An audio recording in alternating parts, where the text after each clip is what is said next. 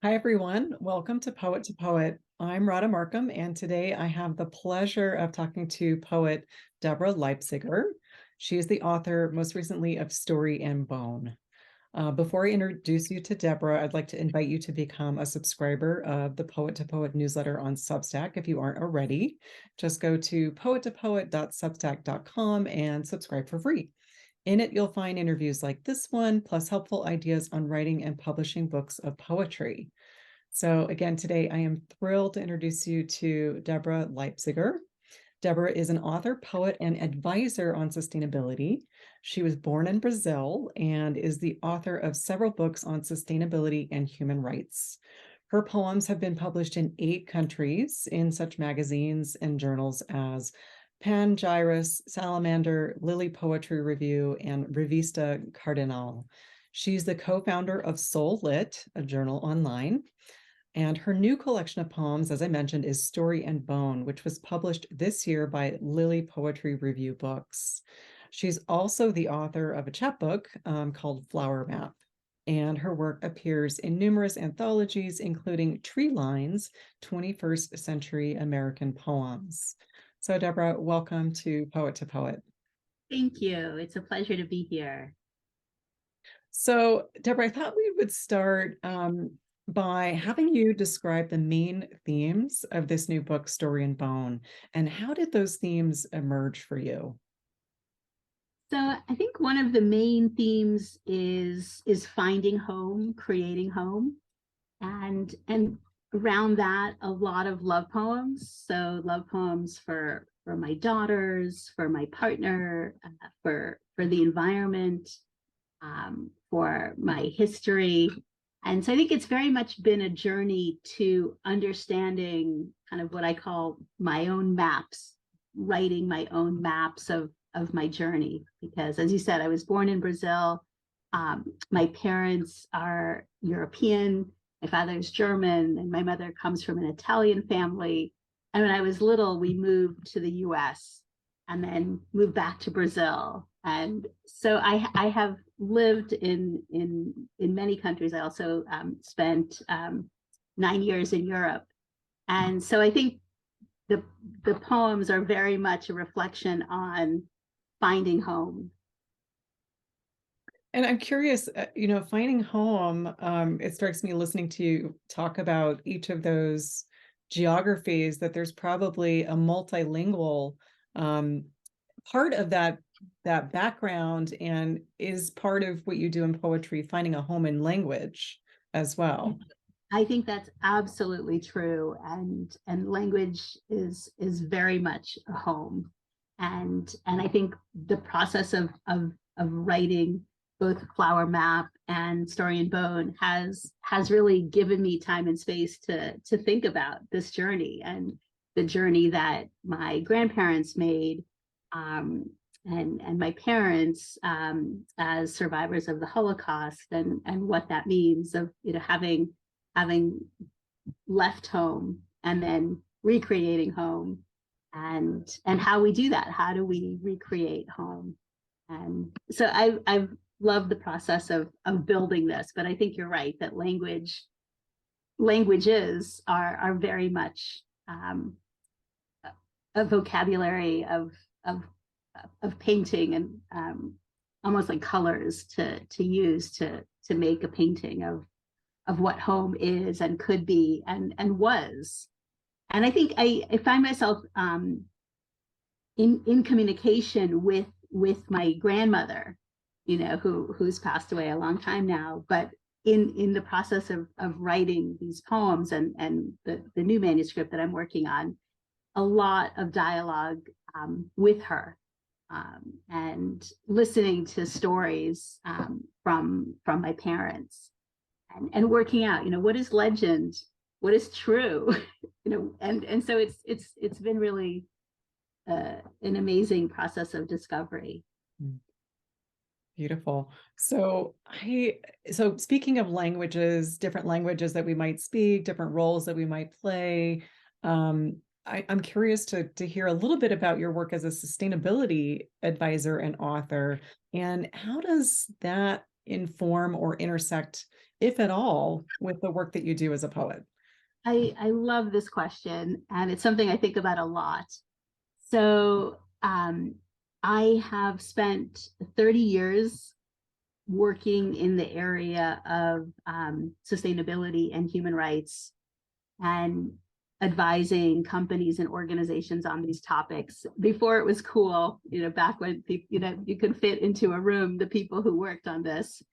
And that's been a fabulous journey as well. And I've loved the ability that I've had to travel to many, many countries, looking at human rights issues, looking at environmental issues, and being part of a lot of conversations about codes and standards in this space. And so I think that love of language and working to formulate kind of what companies and organizations should be aspiring to has been part of that journey. So I think it's the same, it's the same creative impulse, just expressed differently. And I think in the past 5-6 years, it's gotten more integrated.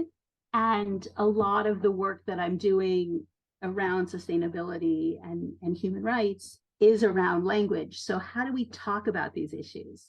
And I've done a fair amount of training and teaching of company executives, of MBA students. And I think we are building a new language to talk about the environment, to talk about human rights and the future that we want to build. And so this language really fascinates me. And this is part of what I'm also using as raw material in my new collection, is some of this vocabulary. And so I'll give you an example, just because I think language really changes how we think and what is possible. So one of the words that really struck me and haunts me really is the word endling, which is the word for a species that is ending. So the last, let's say, hummingbird of its kind is an endling. And it just, it when you think about biodiversity, it changes how you relate to the topic of biodiversity when you think of an individual bird or alligator or frog as the end of its kind. And so I find myself very inspired by language, and some of it comes from science or from other places. So I'm also blogging about some of these new, and they're not all new, concepts and words. I mean, some of them have been around forever, and some of them are indigenous terms that we just don't know, and building from the different languages that I grew up with, looking towards common understanding. Yeah. Yeah, it strikes me too that you mentioned that the poems in Story and Bone, and I feel this very much, that there's such a deep love of people, but also a deep love of, the more than human world. And I think that's something that we, maybe we don't all overlook that possibility, but the possibility of bringing more people into that conversation through really a love of place and Yes. a love of the natural world. And so to me, it feels like these are very complementary parts of a whole, right? The scientific, the sort of quantifiable aspects of what are happening, the endling, which is like the one, right? The one that's left, Mm-hmm. the last one. So there's a quantifiable aspect of that, but then this sort of qualitative, emotional piece, right? That is in that word as well, right? So the poet can bring those two things together in a really beautiful way. So I so admire anyone who's working in both at once. It's exciting. It's really interesting. And I find myself meeting so many people like me. So I think that's been a really wonderful discovery, that there are a lot of people who are bridging these multiple spaces. And I recently met Elizabeth Bradfield Mm. at the Mass Poetry Festival, and she's both a naturalist and a poet, and documenting what's happening in Antarctica and studying and teaching about the way that animals communicate. And this all, you know, as a witness also in her poetry. So I think there are a lot more than you think, and it's exciting to be in dialogue with people working in poetry, but also in the environment. Yeah. Wonderful. Well, would you like to read a poem for Sure, us? sure. I thought I'd start with what is home, since we talked about home. And this was one of the original titles of the book. So I book went through many titles, and that was one of them that I kind of used as both a title and a working principle.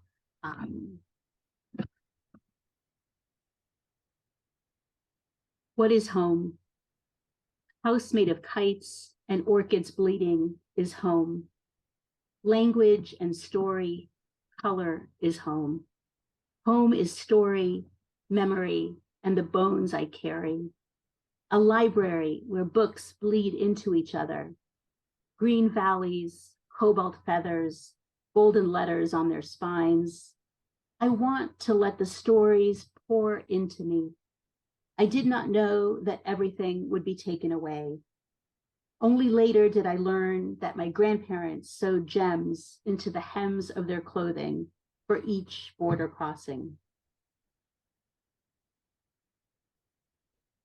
There's so much in that poem, you know, and I have chills hearing you know, each piece, and the way that it's woven together is very beautiful. So Thank um, you. thank Thank you you. for reading that. I'm curious if you might share a little bit about the process of developing the poems for the book. So, where did the poems start? Where did they start for you generally? Was it different for this book than it had been, you know, for the chapbook? Yeah, anything you want to share about that process? So I'll share a couple things. I'm very inspired by art and museums, and so I had been. This was a poetry. I wrote this as part of a poetry workshop at the Institute of Contemporary Art, and they had an exhibit called "When Home Won't Let You Stay." And the poet Martha Collins, who's a wonderful teacher, did a workshop there, and that was really inspiring for me. And a lot of these are images from that exhibit. And the line "I did not know that everything would be taken away" is used in one of the art pieces in a mirror.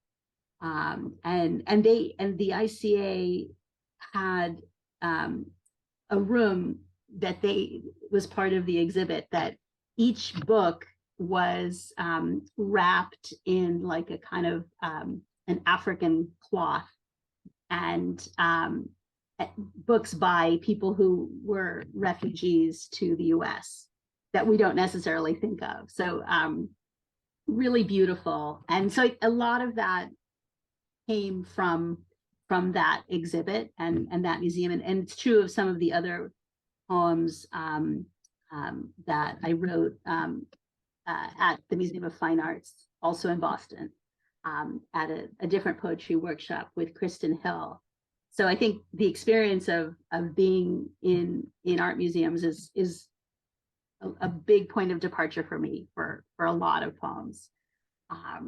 And I've written actually a lot of poems in the new collection I'm working on about women artists, and it's really interesting. There's one in here, but there's a whole bunch of them, and I just find myself writing about women artists. And it's not like I plan it. Like it's really interesting how that happens. And I walk every day, and so that's kind of a meditation where I'm really just flooded with ideas and words and images, and will often start lines as I walk. So that's a big part of it. And then I'd say the third kind of origin of poems is I love prompts. One of my friends calls me the queen of prompts. I love prompts. And I've used a lot of prompts from National Poetry Writing Month, NaPoWriMo.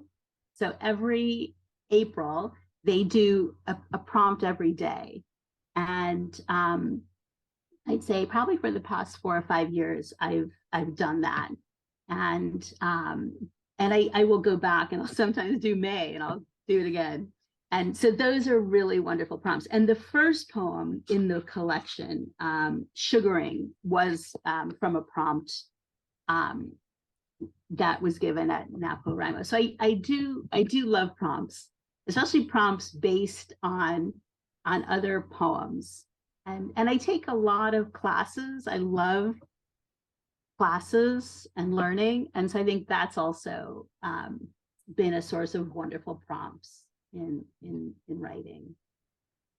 It's wonderful to hear you talk about the I also really appreciate it's not just inspiration, I think that an art museum can give us. It's sort of access. It's like it's shining a light in a blind spot where you didn't realize something was, right? Yeah. And so it helps things come into, it's like that contact that's needed in order for the material to emerge from you. And same thing with the prompt, right? The prompt can kind of be that thing, that external thing that allows something to come into that form or into that idea.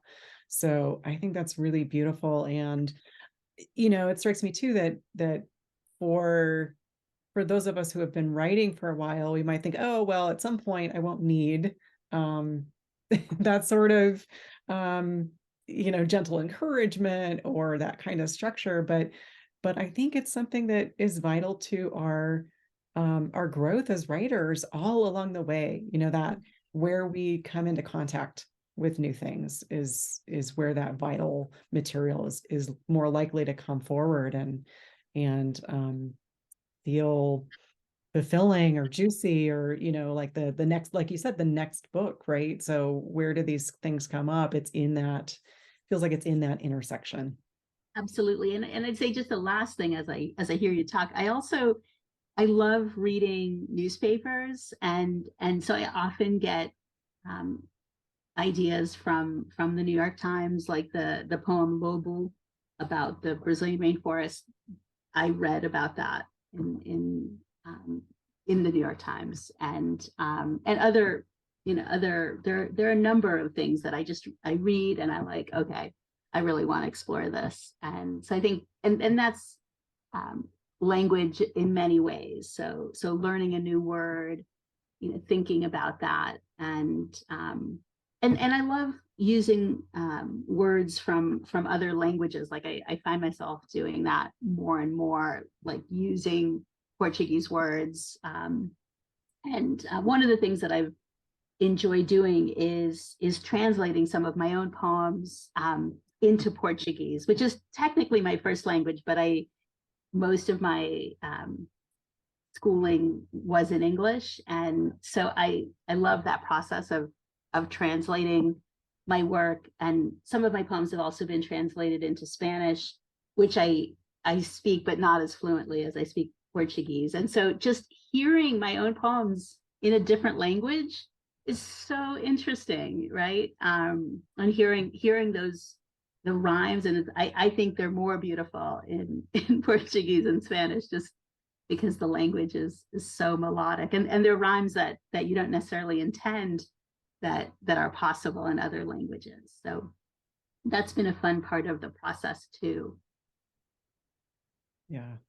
I wonder if you might humor me and Yes. read the poem that you just mentioned about the rainforest that was Oh, inspired by yes. the New York Times.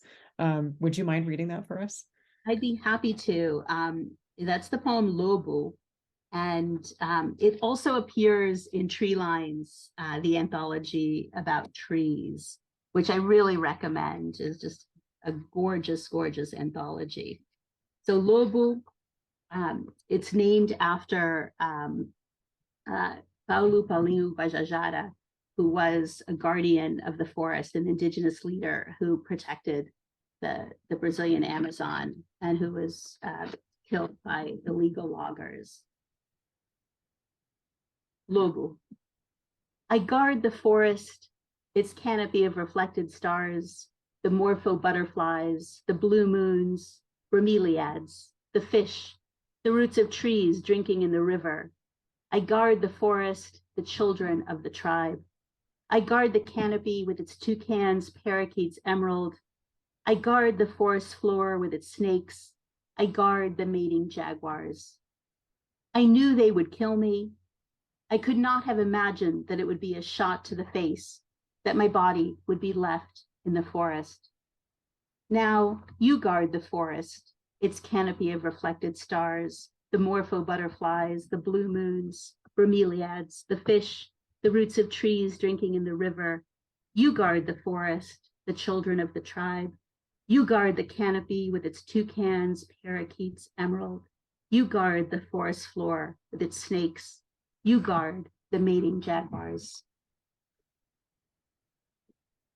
Wow. I'm also struck by how, in a book of poetry, we talk a lot about this in the manuscript classes that I do. There are different tones that can come in and, sort of fill out the experience for the reader. And so comparing the first poem that you read to the tone of this one, very different in tone, and yet they absolutely belong to the same book. Right. So I think that's a really interesting thing to just experience in those two poems as a taste of what's in that book. Thank you.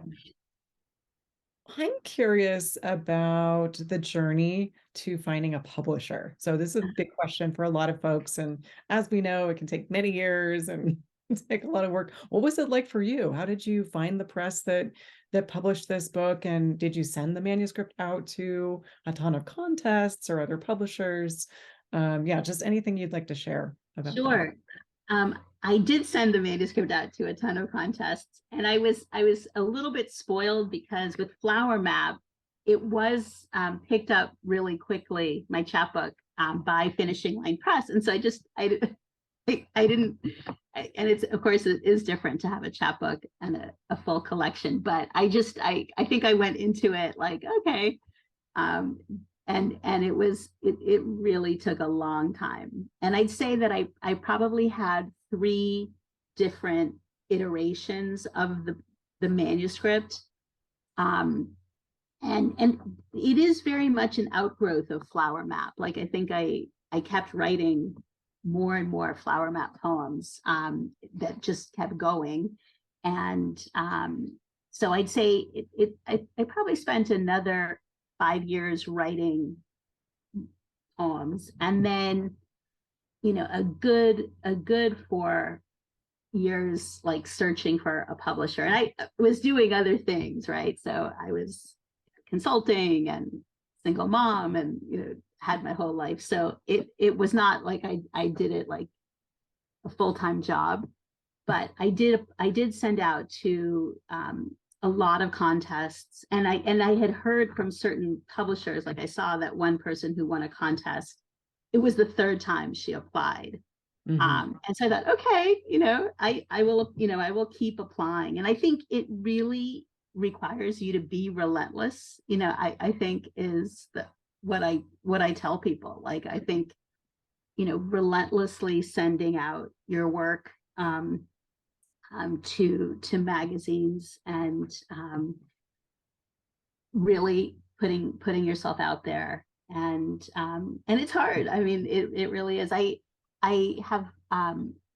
was really fortunate to find Lily Poetry Review Books, and it is just an incredible home for publisher for people looking for poetry publishing. It's a really marvelous. And I would be like, full disclosure, I sent my book of poems to Eileen Cleary, who's the wonderful editor, and she wrote back to me and said, "This is very good, but I want you to revise and resubmit."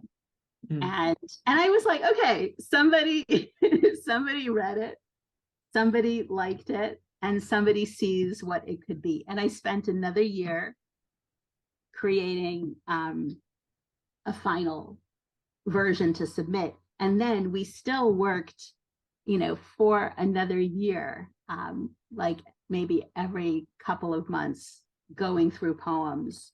And I was really fortunate to work with Eileen Cleary. She does these poem clinics. She's a nurse, and she has like these clinics that were also great part of getting to know her style, the press, and just she's like a revision genius. So that really was transformational to work with her and the other poets. So I took a lot of classes in the pandemic. I think I kind of decided, okay, I'm not able to travel because I used to travel a lot with my work and consulting. And I said, okay, the time that I would be traveling, I'm going to devote to poetry classes. And I joke that it was my kind of do-it-yourself MFA, that I just picked, all of the poets that I wanted to work with, and signed up for classes with them, and very seriously worked with amazing poets. And I recommend Ellen Bass has a poetry series that she offers online. I did that. I worked with Marie Howe through the Fine Arts Work Center, all on Zoom, almost all on Zoom. And then the final one was Marge Piercy. That was in person last year. And all of that was very helpful revision, for this manuscript. Yeah, what else? I think it's really important to find a publisher that understands what you're trying to do. And I think Lily Poetry Review Books is unusual in that it really feels like a community of poets, and Eileen does a lot to build that kind of network, and it's just marvelous. I've worked with other publishers in my nonfiction writing, and that is very different. But I think it's helped me in terms of promoting my books, to have that experience of both public speaking and marketing, and just publicity, PR, social media, that I've been through publishing books before in nonfiction. Yeah, it's interesting too, because I was just listening to an interview with somebody who's writing in the nonfiction space. And in fact, a lot of my friends here in Boulder are nonfiction and fiction writers. And so I'm privy to their publishing process. And I mean, poetry is very different. It's a different Yes. world, but I think there's this sort of, on both sides, I see a lot of expectation of what publishing needs. So when you get a book out, nonfiction, poetry, whatever, the expectation for people who don't know is that the publisher is going to do a lot to help you with that promotion, help you with marketing, and they will to a certain extent. But even for these really big name publishers, I'm talking, the Macmillans and the this and the that, even for people who are publishing with these big houses, a lot of the marketing and promotion falls to the author. Yes. And that's sort of the reality that we are all in. So I just really I wanted to highlight that because I really appreciate when authors are honest about that, and say, hey, you know what? It's a lot of work. I love my publisher. It's such a great, and I feel the same way about, the publisher of my first book, Bloodline. It is a community. They do support you, but the responsibility is mine, right? To get the book out there and to sort of be the representative of it in the world. Absolutely. Absolutely. And two more things I just wanted to highlight, because I think, things I wish I'd known, and found out way too late. So on publishing, I think I can't say enough good things about duotrope. I have really gotten into using duotrope, and I think finding a lot of publishers of books also publish a journal, and so I think building that connection with editors and publishers through their journals is really helpful, just to kind of build the connection, understand what they're looking for. So Duotrope has really helped me a lot to submit, 10 times as much as I used to, and keep track of it. And it kind of gamifies it. It just feels more fun to, I can see it's like, okay, wow, there are all these poems out there in the world, and I can very quickly know where they are and what the status is. And the other thing that was very, very helpful was I did a manuscript conference through Coleraine that was very, very helpful. Was like a 3-day weekend with the poet Joan Houlihan, and that was also very, very useful. And she has editors come in and like literally open your manuscript and spend whatever time that they would spend, 15 minutes, 20 minutes looking at it, and what they articulate, what they think. Okay, this is interesting. I've never seen a poem about a library before, or this is not a good end poem. This is more of a political poem. So it's just really interesting to see, in real time, to hear editors out loud what they think. And I think it really helped me to kind of think about the book in a different way and be more open to like, okay, let's think about it differently. Right. And think about it as a whole, right? Exactly. We're not Exactly. really exposed to a lot of thinking around Right. how is a book a book? How is a poetry book a poetry book? And I hear things like, oh, it's just the poet's greatest hits. No, I it's know. not. Exactly. It's a whole artwork in itself, right? There's a whole process to it. There's a whole approach that one can take that really allows for the book to be the book, right? The book to function as a complete piece. Exactly. And it's so much more satisfying, I think, as a writer and as the reader, when you encounter work that is put together in that thoughtful way. So I think Story and Bone is just beautiful. I'm wondering if you might close us out with another poem. Sure. I'd be happy to. I think I'm gonna go with Island Cities. Since we talked about a sense of place.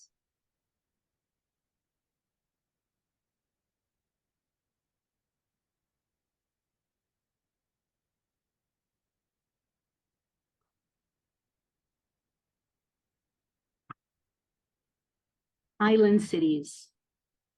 Silence between us, eloquent and fluid, a river between two cities.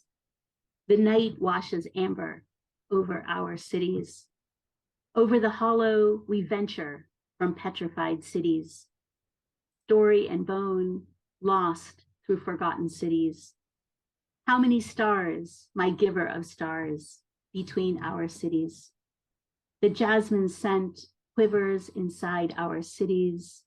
Miles and mines call us in the path between our cities. Just beautiful.